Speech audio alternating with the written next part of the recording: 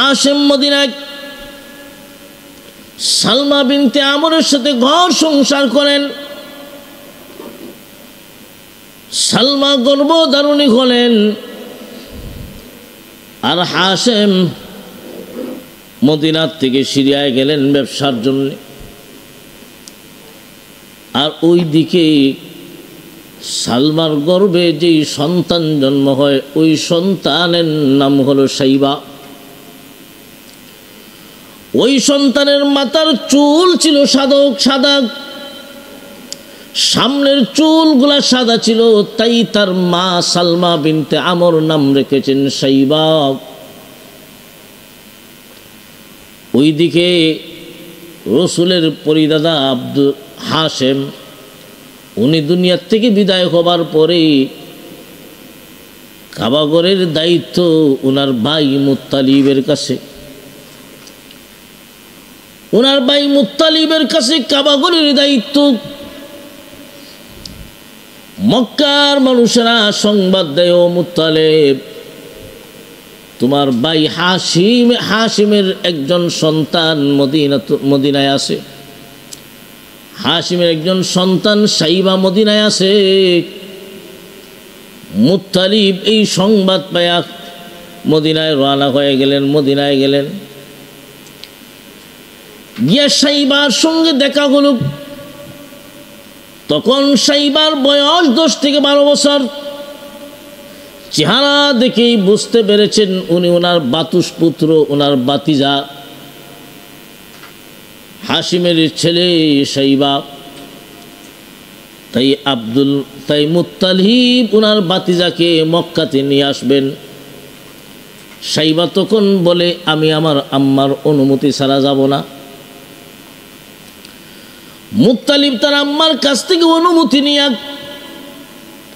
মক্কায় নিয়ে আসলেন। মক্কার মানুষেরা তখন বলে, মুত্তালিব গোলাম নিয়ে আইছে, আব্দুল মুত্তালিব, মুত্তালিবের গোলাম, মুত্তালিবের গোলাম। মুত্তালিব কয়, না না, এটা আমার গোলাম না, এটা আমার বাতিজা হাশিমের ছেলে, এটা আমার বাতিজা, আমার ভাই হাশিমের ছেলে, যার নাম হলো সাইবা। পরবর্তীতে উনি আব্দুল মুত্তালিব হিসাবেই পরিচিত লাভ করেন। আব্দুল মুত্তালিব মানে মুত্তালিবের গোলাম। আব্দুল মুত্তালিব বড় হতে লাগলেন। শেষ পর্যন্ত ওখানে কাবার মুতাওয়াল্লির দায়িত্ব।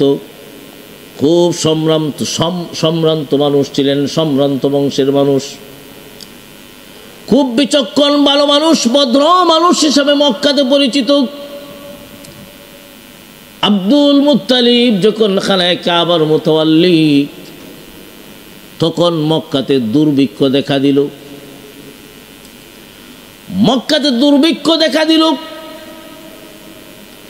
এইদিকে জমজম কূপ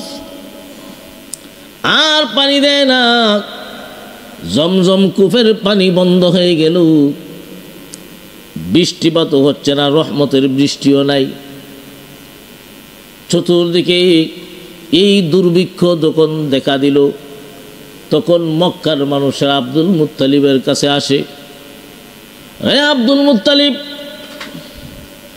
আল্লাহর কাছে, এই কাবাগরের মালিকের কাছে পানির চাও, পানির ব্যবস্থা করে দাও। Abdul Muttalib ঘুমাইছেন। ঘুম থেকে স্বপ্নে দেখেন কে যেন বলতেছে, রে আব্দুল মুত্তালিব, তুমি মান্নত করো, তুমি মান্নত করো, পানির ব্যবস্থা হয়ে যাবে। তোমার কোনো একজন ছেলেকে আল্লাহর রাস্তায় কুরবানি দিবা, এই মান্নত তুমি করো, পানির ব্যবস্থা হয়ে যাবে। আব্দুল মুত্তালিব মান্নত করলেন, এই কাবাগরের মালিকের নামে মান্নত, যদি পানির ব্যবস্থা হয় আমার একজন ছেলেকে আমি কুরবানি দিব, আল্লাহর রাস্তায় কুরবানি দিব। আব্দুল মুত্তালিব জমজম কূপ খনন কাজে লেগে গেলেন, পানির সন্ধান পেয়ে গেলেন, দুর্ভিক্ষ দূর হয়ে গেল। কিন্তু আব্দুল মুত্তালিব যে মান্যত করেছিলেন সেই মান্যতের কথা ওনার স্মরণ নাই, ভুলে গেছেন। স্বপ্নে দেখেন কে যেন বলতেছে, ও ওখানে কাবার মুতাওয়াল্লি, তুমি মান্যত পুরা করো, তোমার কোন একজন সন্তান কুরবানি করো, তোমার কোন একজন সন্তান কুরবানি করুক। এইভাবে একদিন, 2 দিন, 3 দিন যখন দেখলেন আব্দুল মুত্তালিব ওনার 10 জন সন্তান ছিল, 10 জন সন্তানদেরকে নিয়ে উনি বসলেন, স্বপ্নটা শুনাইয়া দিলেন, মান্যত শুনাইয়া দিলেন।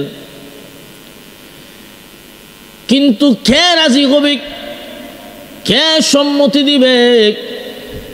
রসুলের চাচা হামজা রাদিয়াল্লাহু তাআলা আনহু, নবীজি চাচা আব্বাস রাদিয়াল্লাহু তাআলা আনহু, ওনাদের মতো মানুষরাও পর্যন্ত কেউ রাজি হয় না, একজন রাজি হয় না। রসুলের বাবা আব্দুল্লাহ ছিলেন ছোট, একজন করে বড় থেকে শুরু করলেন, জিজ্ঞাসা করলেন, কেউ তো কুরবানি হওয়ার জন্য রাজি নয়। শেষ পর্যন্ত আব্দুল মুত্তালিবের ছোট ছেলে আব্দুল্লাহ, যিনি আপনি আমার পয়গম্বরের পিতা, ওই আব্দুল্লাহ তো ছোট, কিন্তু আব্দুল্লাহ এই কথাটা শুই না উনি জবাব দিলেন, ও আব্বাজান, আপনি মান্যত করেছেন, আমি আপনার সন্তান আব্দুল্লাহ রাজি আছি, আমাকে জবাই করুন, আমি রাজি আছি। কিন্তু আব্দুল মুত্তালিবের 10 জন সন্তানদের মাঝে আব্দুল্লাহ ছিলেন খুবই সুন্দর, আব্দুল্লাহ ছিলেন সকলের কাছে ভালোবাসার পাত্র, নারী পুরুষ সবাই ভালোবাসত আব্দুল্লাহকে। মক্কার মানুষেরা আব্দুল্লাহর চরিত্রের প্রতি মুগ্ধ ছিল। কেন মুগ্ধ হবে না? যে আব্দুল্লাহর ঔরস আল্লাহ পাক রব্বুল আলামিন সরকার দু আলম, 2 জাহানের সর্দার বিশ্ব নবী রাহমাতুল লিল আলামিনকে প্রেরণ করবেন। এই আব্দুল্লাহর চরিত্রটা তো এমনই হওয়ার কথা, যার চরিত্রের প্রতি মক্কার মানুষেরা বড় মুগ্ধ ছিল। আব্দুল মুত্তালিব আব্দুল্লাহকে জবাই করার জন্য, মান্যত পুরা করার জন্য কাবা ঘরের সামনে যখন নিয়ে গেলেন, মক্কার নারী পুরুষেরা বাধা হয়ে দাঁড়াইল, না না, আব্দুল্লাহকে জবাই করতে দেওয়া যাবে না, আব্দুল্লাহকে জবাই করতে দেওয়া যাবে না। বিশেষ করে মক্কার একজন মহিলা, সুন্দরী মহিলা, যিনি তাওরাত কিতাবের বড় আলেম, ওয়ারাকা ইবনে নৌফলের কন্যা ছিলেন, যার নাম ছিল মরিয়ম। মরিয়ম বাধা হয়ে দাঁড়ায়, ও আব্দুল মুত্তালিব, না না, তোমার আব্দুল্লাহকে কুরবানি করতে দেওয়া যাবে না। কি করবেন? মক্কার সাধারণ মানুষরা পর্যন্ত আব্দুল্লাহর প্রতি এত ভালোবাসা, এত মায়া মোহব্বত, আব্দুল্লাহকে কুরবানি করতে দিবে না। তখন তাওরাত কিতাবের আলেম, বড় বড় পণ্ডিতরা পরামর্শ দেয়, ও আব্দুল মুত্তালিব, একটা কাজ করতে পারেন, লটারি দিতে পারেন, একদিকে তোমার সন্তান আব্দুল্লাহ, আর একদিকে উট, 10টা উট। আব্দুল মুত্তালিব তাই করলেন, একদিকে আব্দুল্লাহ, আর একদিকে 10টা উটের 10টা উট। এই লটারি তো দেখা যায় 10টা উটের নাম উঠে নাই, আব্দুল্লাহর নাম উঠে যায়। এইভাবে আবার লটারি দেওয়া হলো, উটের সংখ্যা বানানো হলো, এবারও দেখা যায় আব্দুল্লাহর নাম উঠে, উটের নাম উঠে না। এইভাবে 10 বাড়াইতে বাড়াইতে 90টা উট, আর একদিকে আব্দুল্লাহ। তখনও দেখা যায় আব্দুল্লাহর নাম উঠে শেষ পর্যন্ত 100 উট একদিকে আর আব্দুল্লাহর নাম আরেকদিকে। তখন দেখা যায় 100 উটের নাম উঠছে। সুবহানাল্লাহ। মক্কার মানুষের আনন্দে আত্মহারা হয়ে গেছে। এবার তো আব্দুল্লাহর পরিবর্তে 100 উট জবাই করলেই মান্নত পুরা হয়ে যাবে, আব্দুল্লাহকে আর জবাই করতে হবে না। বড় আনন্দ, বড় খুশি, মক্কার মানুষেরা বড় খুশি। তাই আব্দুল্লাহর পরিবর্তে আব্দুল মুত্তালিব মান্নত পুরা করার জন্য 10টা উট আল্লাহর রাস্তায় কুরবানি করলেন। তাই আল্লাহর নবী বলেন, আমি 2 যাবিহের সন্তান, একজন হলেন ইসমাঈল আলাইহিস সালাতু ওয়াস সালাম, আর আরেকজন হলেন আমার পিতা আব্দুল্লাহ। আব্দুল্লাহ তো আল্লাহর রাস্তায় জবাইকৃত। আব্দুল্লাহর পরিবর্তে মহান আল্লাহ 10টা উট কবুল করেছেন। প্রিয় হাজিরিন, আব্দুল্লাহ রসুলের পিতা এত ভালোবাসার পাত্র, এত মায়া মহব্বতের পাত্র, মক্কার মানুষেরা বড় ভালোবাসত। আব্দুল্লাহর চরিত্রের প্রতি মুগ্ধ ছিল। শুধু তা নয়, আব্দুল্লাহর ঔরস যেহেতু বিশ্ব নবী জন্ম হবেন, তাই মহান আল্লাহ আব্দুল্লাহর কপালে এমন একটা নূর দিয়েছিলেন, অনেকেই আব্দুল্লাহকে দেখেই চিনতে পারত। তার ঔরসেই আল্লাহ পাক আখিরি পয়গাম্বরের জন্মদান করবে। প্রিয় হাজিরিন, ওই আব্দুল্লাহ, ওনাকে ওনার বাবা আব্দুল মুত্তালিব, তার বন্ধু মদিনার ওয়াহাব,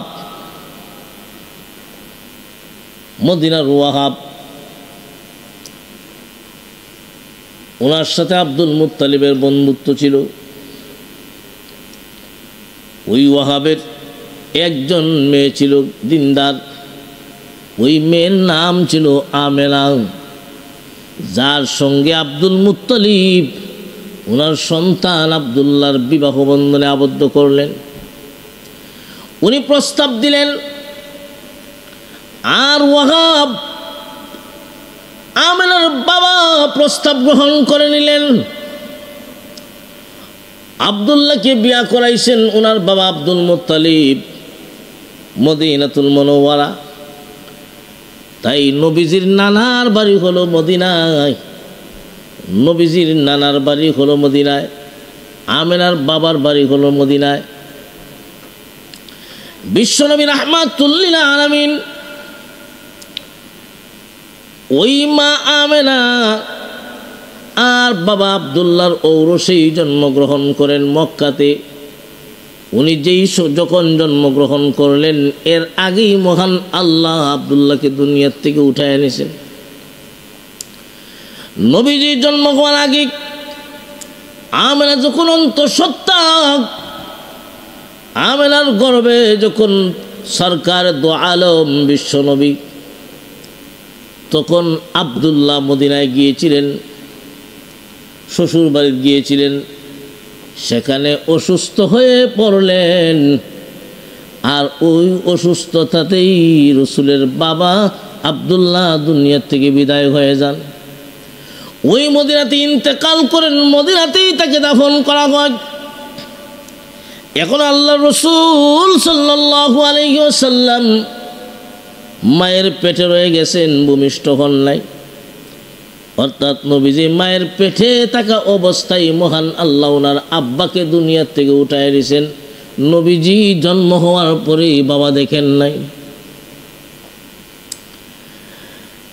শিশু নবী ইয়াতিম অবস্থায় দুনিয়ায় জন্মগ্রহণ করলেন। ইয়াতিম অবস্থায় জন্মগ্রহণ করলেন।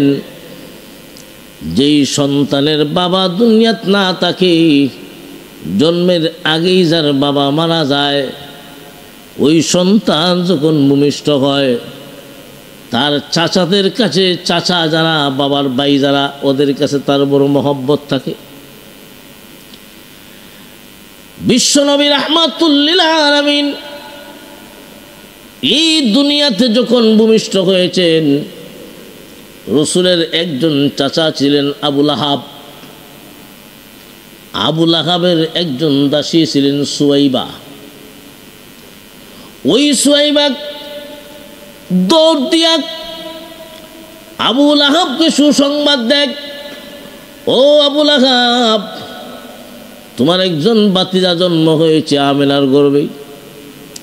আবু লাহাব বড় খুশি হয়েছে, আরে আমার ভাই দুনিয়াত নাই, আব্দুল্লাহ দুনিয়াত নাই, আমার ভাইয়ের সন্তান, ভাইয়ের ছেলে জন্ম হয়েছে।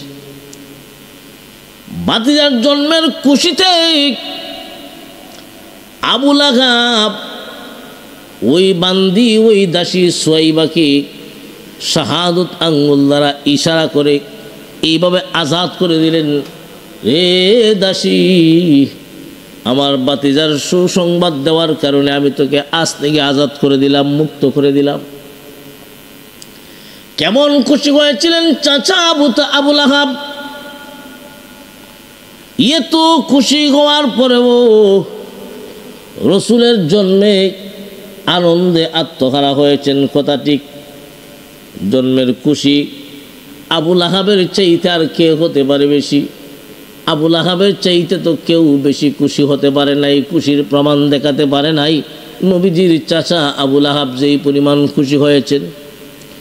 রসুলের জন্মের খুশিতে আনন্দে আত্মহারা হয়ে যেই ভালোবাসার প্রমাণ দেখাইছেন, এমন প্রমাণ পৃথিবীর ইতিহাসে কেউ দেখাইতে পারে নাই এবং কিয়ামত পর্যন্ত পারবেও না। জন্মের আনন্দে আনন্দিত হওয়ার পরেও আবু লাহাব নিজেকে জাহান্নামের আগুন থেকে রক্ষা করতে পারে নাই। কেন? যে আবু লাহাব জন্মের খুশিতে খুশি হয়েছেন, কথা ঠিক, জন্মের খুশিতে আনন্দিত হয়েছেন, কথা ঠিক, কিন্তু রসুলের সিরত গ্রহণ করেন নাই, রসুলের জীবন আদর্শ গ্রহণ করেন নাই, কিন্তু মিলাদুন নবী পালন করছেন। জন্মের খুশিতে, জন্মের আনন্দে আত্মহারা হয়েছেন। জন্মের খুশি, মিলাদুন নবীর খুশি। আবু তালিব নবীকে কেমন ভালোবাসতেন, কেমন মহব্বত করতেন। আবু তালিবের মতো ভালোবাসার মহব্বত এই পৃথিবীতে কেউ দেখাইতে পারে নাই, কিয়ামত পর্যন্ত পারবেও না। এত ভালোবাসার মহব্বত আবু তালিব বিশ্বনবীকে দিয়েছেন। এত ভালোবাসার পরেও আবু তালিব চিরস্থায়ী জাহান্নাম থেকে মুক্ত হতে পারে নাই, চিরস্থায়ী জাহান্নাম থেকে নিজেকে রক্ষা করতে পারবে না। তার কারণ হলো চাচা আবু তালিব যতই ভালোবাসেন না কেন, যতই মহব্বত করেন না কেন, নবীজির সিরত আদর্শ গ্রহণ না করার কারণে নিজেকে জাহান্নামের আগুন থেকে রক্ষা করতে পারে নাই।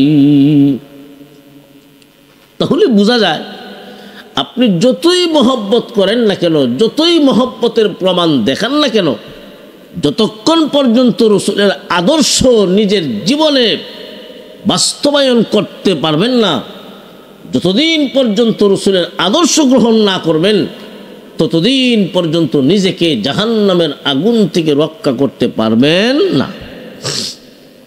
জাহান্নামের আগুন থেকে যদি বাঁচতে চাও, রসুলের সিরত গ্রহণ করো, রসুলের আদর্শ গ্রহণ করো, তবেই তুমি পরকালে নাজাতের ব্যবস্থা হবে। তো ভাই, আবু তালিব রসুলের অভিভাবক দায়িত্ব পালন করলেন। চাচা আবু তালিব রসুলের বয়স যখন 8 বছর, রসুলের দায়িত্ব পালন করলেন। শিশু অবস্থায় দাদা আব্দুল মুত্তালিব নাতির দায়িত্ব পালন করলেন। দাদা আব্দুল মুত্তালিব রসুলের বয়স যখন 8 বছর, দাদা আব্দুল মুত্তালিব দুনিয়ার থেকে বিদায় হয়ে গেলেন। আব্দুল মুত্তালিব দুনিয়ার থেকে বিদায় হবার পরে রসুলের অভিভাবকের দায়িত্ব পালন করেন চাচা আবু তালিব। আব্দুল মুত্তালিব যখন রসুলের দায়িত্ব পালন করেন 8 বছর পর্যন্ত, রাসূল সাল্লাল্লাহু আলাইহি ওয়াসাল্লাম মক্কা নগরীতেই শিশুকাল কাটাইতেছেন। ছেলেরা খেলাধুলা করত, নবীজি যাইতেন ছেলেদের খেলাধুলা দেখতেন, নিজে খেলতেন না, রসুল দাঁড়িয়ে থাকতেন। ভাইয়েরা আমার, একদিন বিশ্বনবী রাহমাতুল লিল আলামিন মক্কার একটি মাঠে গেছেন, ছেলেরা খেলাধুলা করে, আল্লাহর নবীও দাঁড়িয়েছেন খেলাধুলা দেখতেছেন। নবীজি খেলাধুলা দেখতেছেন। যখন সন্ধ্যা হয়ে যাবে, ছেলেদের অভিভাবক কারো ভাই কারো বাবা ওই মাঠে যায়, তাদের ছেলেদেরকে নিয়ে আসে,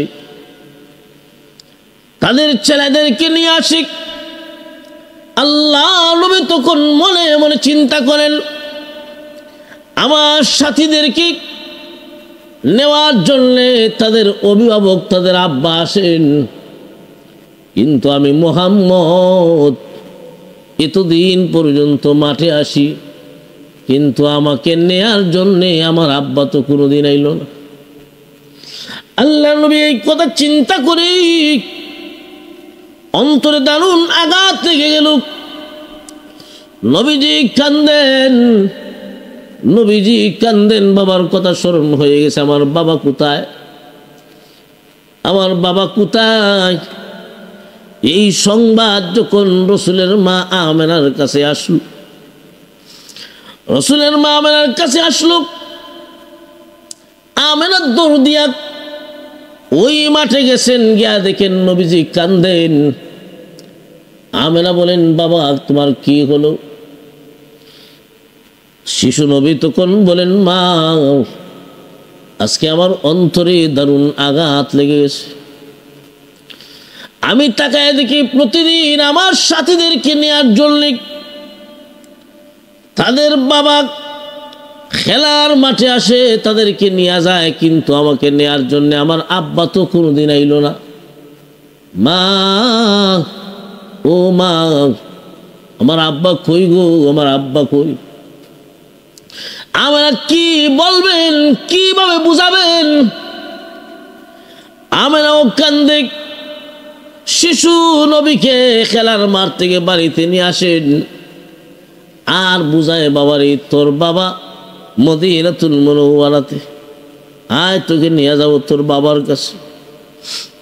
দাদা আব্দুল মুত্তালিবের কাছে অনুমতি নিয়ে আমেনা শিশু সন্তান মুহাম্মদকে নিয়ে,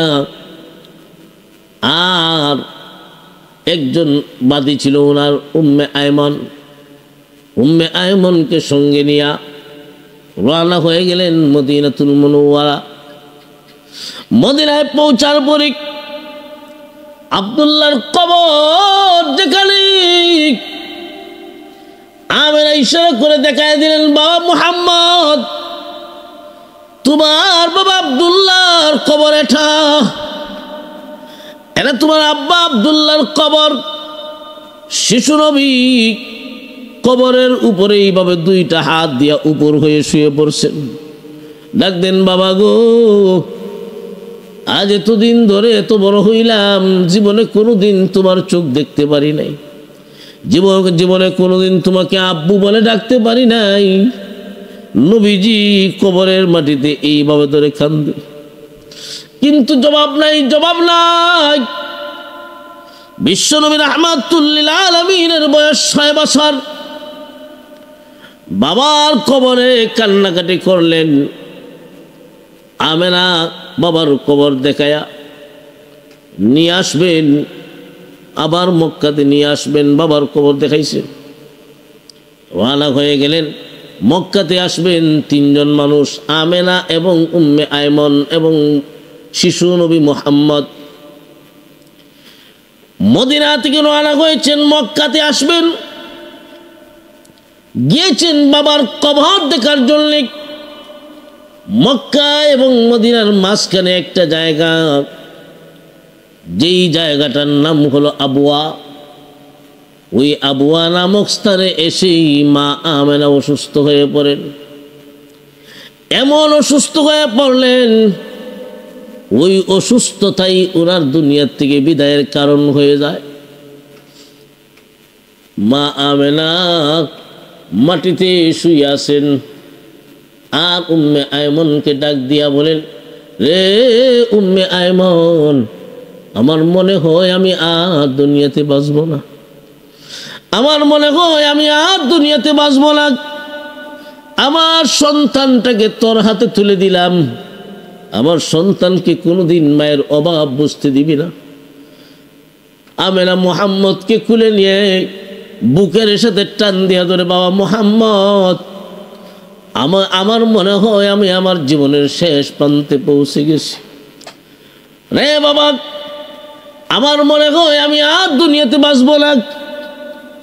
শিশু নবী হাউমাউ করে কান্দে, ও মা, আমি জন্মের পরে বাবা দেখি নাই, আজকে গিয়েছিলাম বাবার কবর দেখতে, রাস্তায় বুঝে আজকে তোমাকে হারাইব। মা, তুমি আমাকে কার কাছে তুলে দিয়া যাইতেছো গো মা, আমাকে কার হাওলা করে দিবা? আমেনা তখন ডাক দিয়া কো, মোহাম্মদ কান্দিস না, কান্দিস না। উম্মে আয়মনকে ডাক দিয়া কো, উম্মে আয়মন রে, আমার সন্তানের হেফাজত করবে, দেখাশোনা করবে, আমার সন্তান মুহাম্মদকে কোনোদিন মায়ের অভাব বুঝতে দিবি না। ওই আবওয়া নামক স্থানে নবীজির মা আমেনা ইন্তেকাল করেন, এখানেই ওনাকে দাফন করা হয়। উম্মে আয়মন শিশু নবীকে নিয়ে মক্কাতে আসলেন। তখন রসুলের অভিভাবক তার দাদা আব্দুল মুত্তালিব, রসুলের বয়স যখন 8 বছর, দাদা আব্দুল মুত্তালিব দুনিয়ার থেকে বিদায় হয়ে গেছেন। বাবাও নাই, জন্মের আগেই বাবা নাই, 6 বছর বয়সে মা নাই, 8 বছর বয়সে দাদা আব্দুল মুত্তালিবও নাই। এরপরে নবীজির অভিভাবকের দায়িত্ব পালন করেন চাচা আবু তালিব।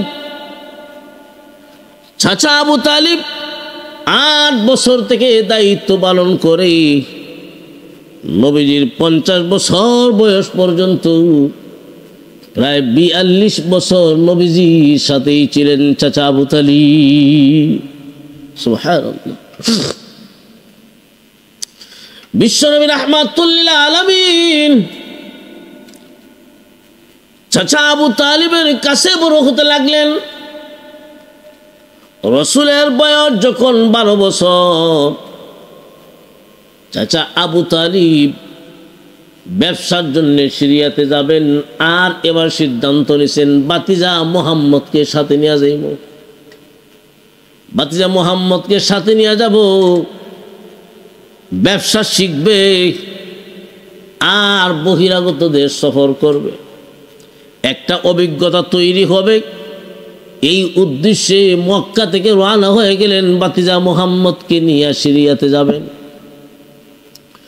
প্রতিমধ্যে রাস্তায় এক জায়গায় কাফেলা অবস্থান করলো, ব্যবসায়ী কাফেলা অবস্থান নিল, একটু থামলো।